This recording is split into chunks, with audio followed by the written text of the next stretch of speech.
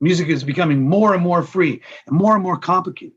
But before we get there, we have to talk about Wagner. Wagner could maybe be the fourth name on our list of paradigms. But Wagner, it's just different. I don't know how else to really describe it. What Wagner did, he didn't really mean to do. But Wagner is faulted with breaking tonality. He broke it. He's the first one to smash the glass. And essentially what we have historically been calling the 20th century is essentially nothing more than a reaction to something that Wagner started.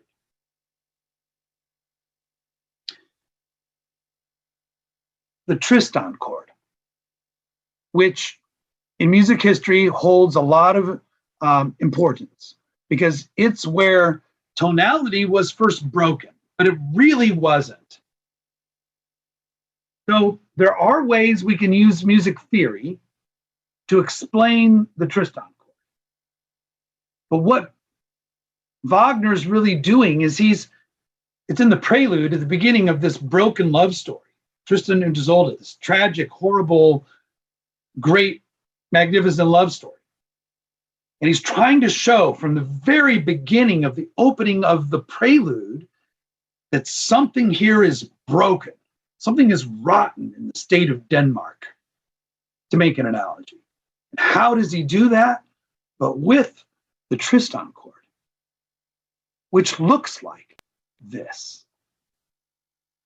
By the way, I love this little website thing that we have here. Everything you ever wanted to know about the Tristan Chord. But we're afraid to ask.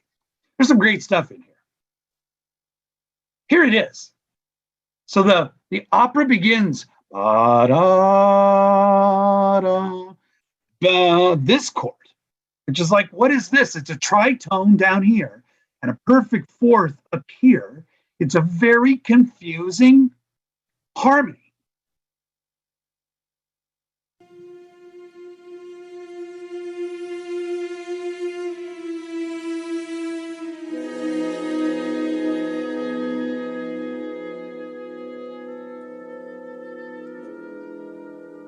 But it eventually resolves. Now, Wagner, he's like, that's good. I got to do that again, but higher, more emotional.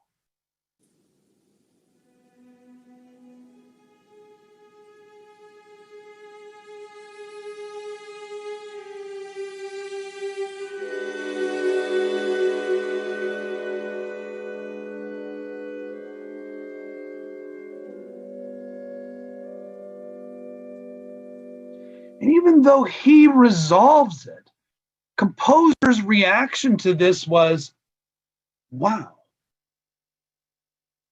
you can do that? Wait a minute. You can make a chord that's dissonant and get away with it? Well, wait a minute, Wagner did. He not only got away with it, it was a big, big success. And so it kind of lets another sort of Pandora out of the bag, in that you can kind of break tonality. And so from that departure, we get really what we like to call music of the 20th century. So that Tristan Chord was the beginning of this breakdown, which is an exploration moving all the way out to the fringe of an exploration of dissonance within Romanticism. It's not a new era. It's an exploration of the fringe of an era that we're already living in. The values haven't changed. Chopin was exploring dissonance. Doesn't always resolve, or he resolves into a new dissonance. Tchaikovsky, my goodness, full of rich, beautiful, supple dissonances, notes that are in conflict with each other, as opposed to a consonance, which is a resolution, a chord, like a major chord that's resolved, it sounds good. That would be consonant. But every stylistic period could be really argued as a development of dissonance, even the Renaissance. If you really want to get into the technical theory of it, break down the type of dissonance notes that conflicted with each other and how it resolved. And as that started to deepen and get more chromatic, we get the Baroque.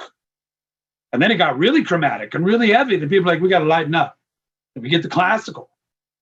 And then Beethoven's like, I'm going to make it a little bit more dissonant, but not too much. But we're going to do all these other things and expand into Romanticism. And then Chopin was like, hold on, hold my beer. I'll do that. And then Brahms is going to do that. And we get Tchaikovsky is going to do that. And we're going to get Dvorak is going to do that. This deep, deep exploration of dissonance, conflict, and how you resolve that conflict. So when we get to Wagner, we're like, what do you mean I don't have to resolve it anymore? What do you mean I don't have to explain myself in a theory symposium about what I've done? I can just say, I did this because I'm painting the drama of the brokenness of this relationship. And in doing so, I broke tonality. What ends up happening but a deep exploration of dissonance? And if you look at like the post-romantic composers like Mahler, Strauss, Sibelius, Respighi, Puccini, Shostakovich, Orff, Rimsky-Korsakov, Mussorgsky, it's all really this deep exploration of dissonance. As a matter of fact, the neoclassic guys, Stravinsky, Hindemith, and Prokofiev, their music is so dissonant that that's part of the reason they gravitated to these classical forms.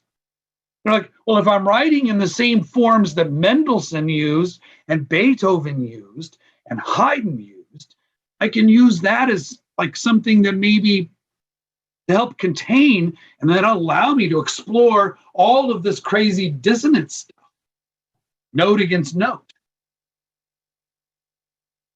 conflict.